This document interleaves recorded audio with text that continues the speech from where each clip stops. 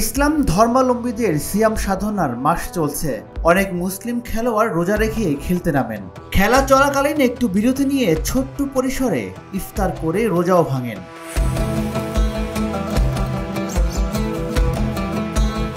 Lamine Yamal সেসব রোজাদার খেলোয়াড়দের একজন। তাই তো কদিন আগে বেনফিকার বিপক্ষে চ্যাম্পিয়ন্স লিগের ম্যাচে রোজা রেখে মাঠে নেমেছিলেন বার্সেলোনার এই উদীয়মান তারকা।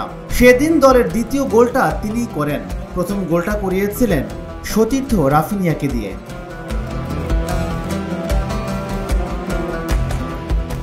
দুই গোলের মাঝে ইফতারের সময় হলেও পানি পান করে রোজা ভেঙেছেন। সামাজিক যোগাযোগ মাধ্যমে ছড়িয়ে পড়া সেই ছবি দেখে অনেকেই তার প্রশংসা করেছেন।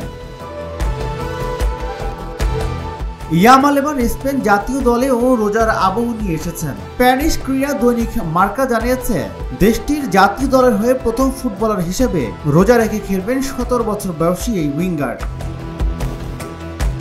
উয়েফা নেশনস লিগ কোয়ার্টার ফাইনালে প্রথম লেগে বৃহস্পতিবার রাতে নেদারল্যান্ডসের বিপক্ষে খেলবে স্পেন। নিজেদের মাঠে ফিরতি লেগ রোববার মাঠে। ম্যাচ দুটি সামনে রেখে পরশু স্পেন জাতীয় দলে যোগ দিয়েছেন ইয়ামাল। সতীর্থদের সঙ্গে করেছেন অনুশীলনও। ইয়ামালের জন্ম স্পেনে হলেও তার বাবা মনির নাসাউই একজন মরক্কোর মুসলিম।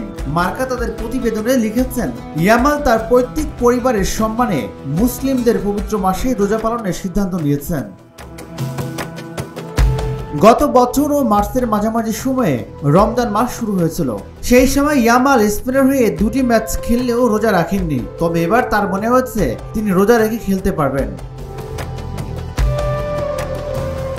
সাক্ষাৎকারে ইয়ামাল জানিয়েছেন, রোজা রেখে খেলতে তার কোনো সমস্যা হয় না। ইয়ামাল বলেন, মনেই হবে না যে আপনি ক্ষুধার্ত। গুরুত্বপূর্ণ বিষয় হলো শরীরকে পারিশূন্যতা না রাখা। ক্লাবে আমি এই বিষয় নিয়ে খুব সতর্ক ছিলাম। ফজরের নামাজ পড়ার জন্য আমি ভোর 5টায় উঠি।